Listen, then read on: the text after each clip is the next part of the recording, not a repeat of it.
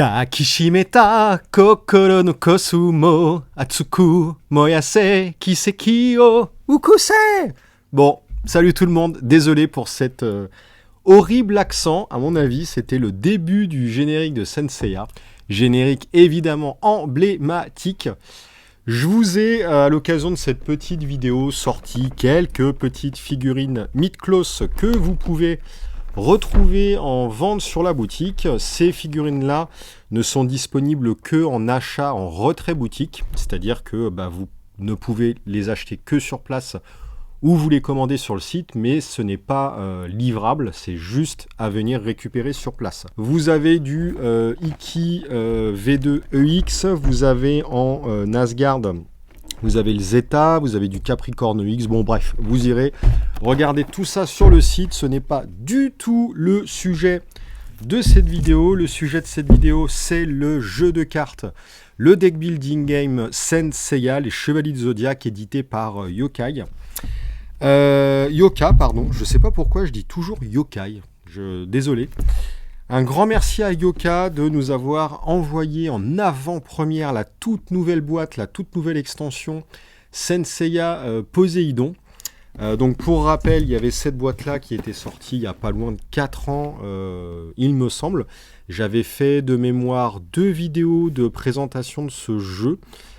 Qui, il faut l'avouer, à l'époque m'avait extrêmement bien emballé au tout début et mon excitation était très vite retombée pour pas mal de raisons, j'en avais pas forcément parlé, mais bref, mon excitation était retombée à tel point que je n'avais même pas regardé la première extension Asgard, qui pourtant apportait un lot d'originalité plutôt intéressant. Vous aviez le mode solo où vous jouez contre Hilda de Polaris.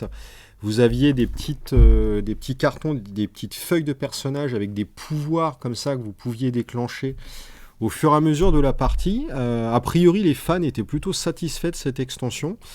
Voilà. Moi, je trouve le jeu vraiment beaucoup trop long. C'est mon avis, mais après, pour les personnes qui aiment bien jouer plus d'1 heure à un jeu, il n'y a aucun problème.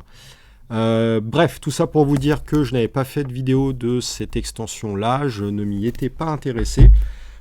Et celle-ci, je sais pas, j'ai déjà plus envie de m'y intéresser. Il y a un mode coop, donc ça c'est plutôt cool par rapport à la thématique de l'extension. Il y a toujours, je vais vous ouvrir la boîte, mais il y a toujours un matériel qui est somptueux. Franchement, il y a un truc qui est juste, mais indiscutable et irréprochable dans ce jeu-là, c'est la qualité de l'édition. Yoka ont fait un travail mais formidable. Ce que j'appelle qualité de l'édition, c'est le rapport qualité-prix. Pour un prix vraiment hyper bas, je trouve. Vous avez un matos de qualité, que ce soit la boîte, les visuels, vous aviez un tapis de jeu, vous aviez l'horloge du sanctuaire aimantée. Enfin, il y a toujours du matos de fou. La qualité des cartes est bonne, c'est du foil. Enfin, franchement, la qualité éditoriale du produit, c'est mais rien à redire. Donc je suis vachement emballé sur cette extension-là. Je vais relire la règle, je vais rejouer déjà à la version de base pour pouvoir m'immerger du mieux possible. C'est marrant de dire m'immerger alors que c'est pour Poséidon. On verra bien. Je ne sais pas du tout si on peut jouer indépendamment d'Asgard. On verra bien, en fait. Donc aujourd'hui, je vais vous ouvrir la boîte. On va regarder un petit peu ensemble. Et puis, je viendrai vous en reparler ou faire une partie. Bref, on verra bien. Il y a aussi des protège-cartes qui sont arrivées. Il n'y a pas que toutes les protège-cartes. Il y a un deuxième set de protège. Mais moi, j'ai eu que le même. Mais vous verrez sur le site en précommande, vous avez un deuxième visuel. Je vais commencer par les protège-cartes, qui sont vraiment magnifiques, qui, moi, vont me servir également à d'autres jeux. C'est vraiment du format Magic traditionnel. Du coup, taille de jeu standard. Vous pouvez les utiliser pour Magic, Flesh and Blood, Pokémon, ce que vous voulez. Elles sont sublimes. Le prix n'est pas forcément donné comme tout produit à licence. La licence Senseiya en plus coûte cher. Les ayants droit sont assez pointilleux. Enfin voilà. Je pense que si elles sont vendues ce prix-là, alors moi je les vends ce prix-là déjà parce que je les achète à un certain prix. Et je pense que si le distributeur et l'éditeur les vendent à ce prix-là, c'est qu'ils ont juste pas le choix, quoi. Et en plus aujourd'hui avec les coûts de transport, etc. Bon bref, allez, je parle vraiment trop pour rien dire. Vous m'en excuserez. On va regarder. Alors la boîte, magnifique. Bon de toute façon c'est du Senseiya. Hein. Yoga avec son armure V2. Poséidon, Julian Solo. Là, tous les bronzes avec leur armure V2, mais qui brillent en or grâce au sang des chevaliers d'or qui avaient réparé leur armure à l'issue de la bataille du sanctuaire. Ça me fait penser que qu'il me faudra sans doute ces figurines, les POG V2 EX pour ma collection. C'est un gouffre financier. Et tous les marinas, alors j'ai plus les noms, Sirène, Scylla, Kraken, Dragon, Cassaliumnad, Bayan Hippocampe et celui-ci. Je ne sais plus le nom. Tac tac, allez, on va regarder. Hop là, ouvre-toi. Tadam. La règle du jeu. Alors... La petite règle du jeu, les jeux Senseiya Deck Building et Senseiya Deck Building Asgard sont nécessaires pour jouer à cette extension. Écoutez, ça répond à l'une de mes interrogations. Malheureusement, ça va sans doute pas aller dans le sens d'améliorer la durée de la partie. Je trouve qu'il y avait déjà beaucoup trop de cartes dans le set de base. Bon bref, ça va encore la ralentir. Mais je verrai des cartes du deck de base, il y en a beaucoup trop en fait. L'extension Poséidon inclut un mode de jeu coopératif, ce n'est pas le mode de jeu principal a priori. Ok, il sera expliqué en page 6 et du nouveau contenu pour le mode de jeu classique. Ça c'est cool. Il est recommandé d'intégrer le contenu de cette extension après quelques parties avec la boîte de base, naturellement. Le matériel, livret de règles, 51 cartes, 40 persos, 9 armures, 2 reliques, 26 mini-cartes, 19 épopées et 7 piliers. Ok. 6 jetons armes de la balance, 4 jetons sabliers, 18 jetons points de vie, 5 pions héros et leur support plastique, un plateau en 2 parties pour le mode coop, un pilier central main breadwinner à monter, un pion submersion, et son support plastique. Mise en place, espace de jeu. Bon, écoutez, on va pas lire la règle, mais tac. Au moins, on va avoir un petit aperçu de tout ça. Bon, ça n'a pas l'air bien compliqué. Déroulement de la partie. Tac, tac, hop. On a un petit plateau à monter avec... Hop, on va mettre ça là. Tac. Bon, j'ai pas envie de faire n'importe quoi. Bon, allez, je vais regarder quand même vite fait. On va essayer de le monter. Ça se trouve, c'est même pas expliqué. Eh ben, je crains que ce ne soit pas expliqué. C'est quand même hallucinant. Ouais, ou alors c'est tellement simple. Ils ont estimé que ça ne méritait pas. Eh ben, ils ne me connaissent pas. Hein. Ils ne me connaissent pas. Ok, ok, ok, ok. Tiens, c'est bizarre. On dirait que c'est mal imprimé. J'ai deux côtés gauche. Ouais, je crois que j'ai deux côtés gauche. Hop, vous voyez, normalement... Je devrais avoir... les piliers sont à l'intérieur, à l'extérieur, il n'y a rien. Donc je pense que j'ai deux fois le même côté. Et le sol, on va le mettre comme ceci. Ça s'encastre là-dedans. Ensuite, comment ça se place là-dessus? J'ai l'impression qu'il y a des crans là-dedans. Hop. Vous devez rigoler à me voir galérer monter ça. Franchement, je vous y autorise volontiers.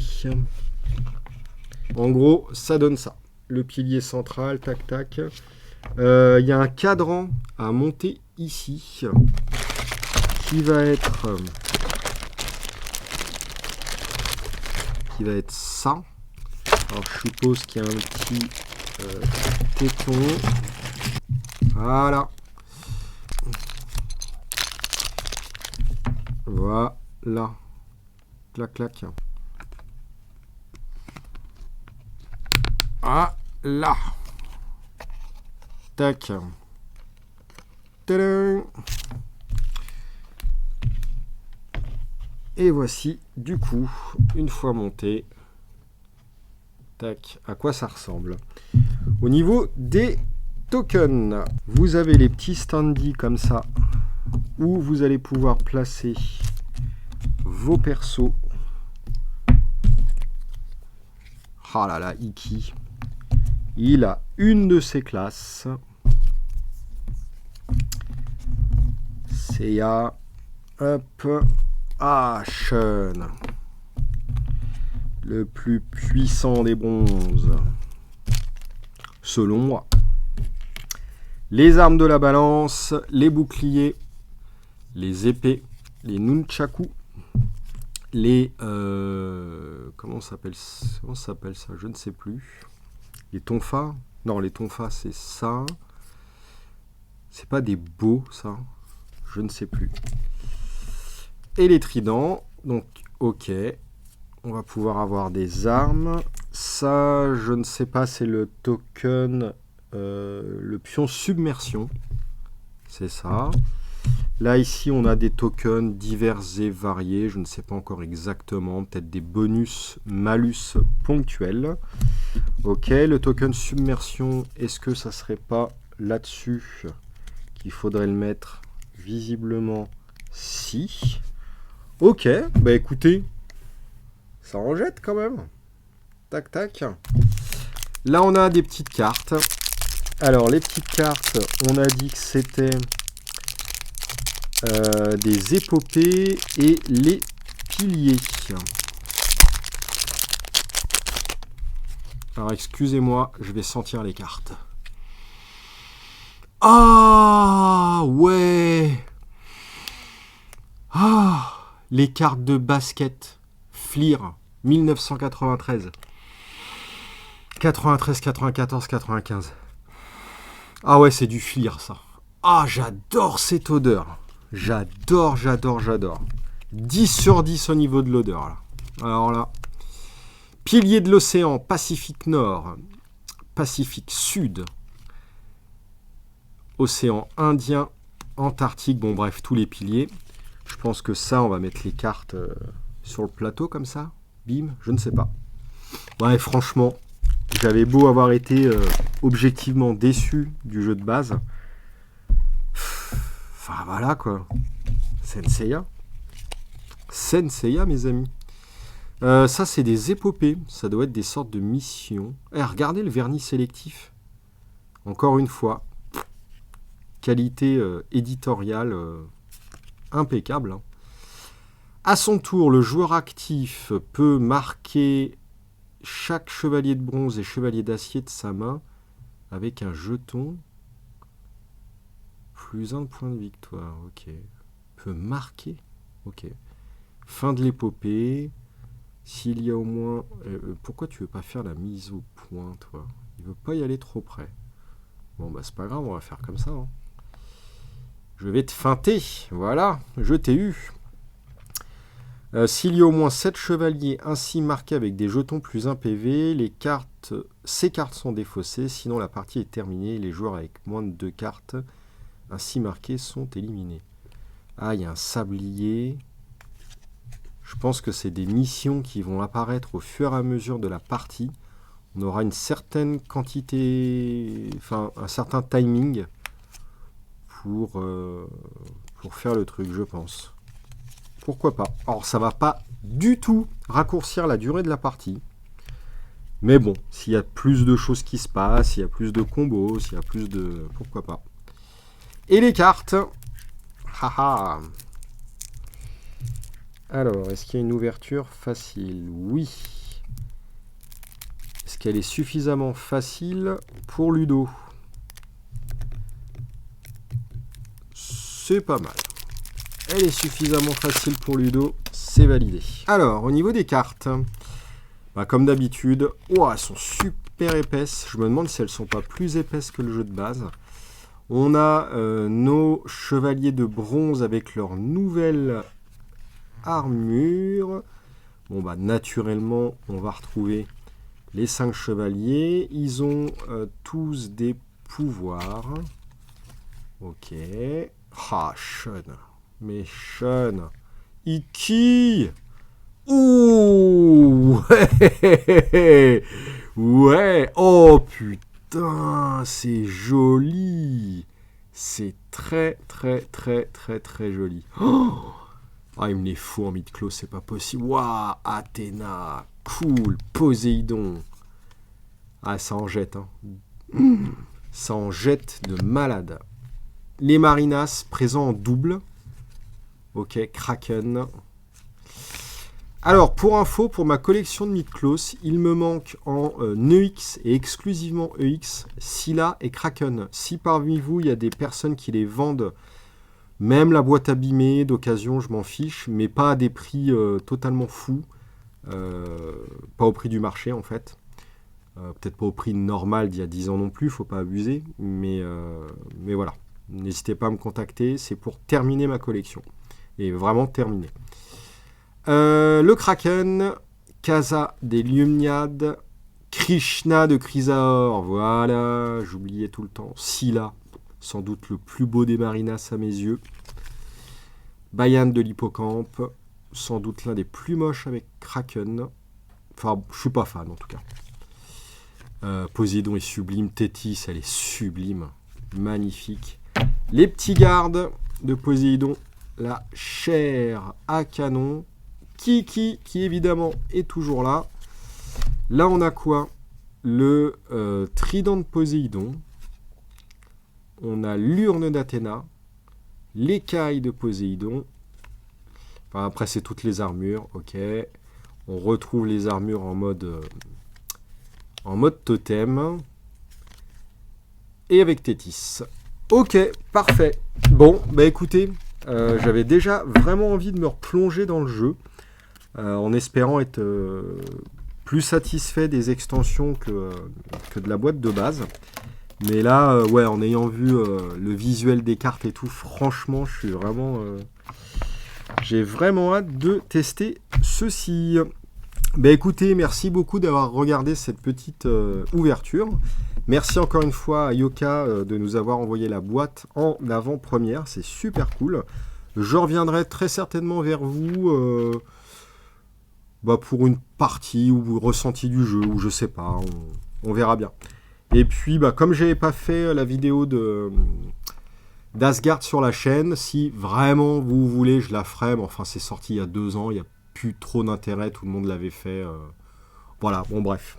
Allez, merci beaucoup d'avoir regardé cette petite vidéo. Vous pouvez d'ores et déjà réserver la boîte de Poséidon tout de suite maintenant sur le site. Normalement, l'éditeur Yoka a prévu des cartes promotionnelles.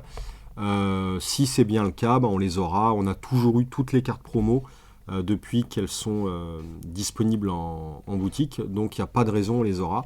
N'hésitez pas à réserver votre boîte dès maintenant. Je pense que ça va être en rupture dès la sortie. Donc ne tardez pas. Merci beaucoup d'avoir regardé cette vidéo. Des gros bisous. Et que le cosmos brûle en vous. J'allais dire que le brûle cosmos en vous, mais non, que le cosmos brûle en vous, c'est quand même mieux.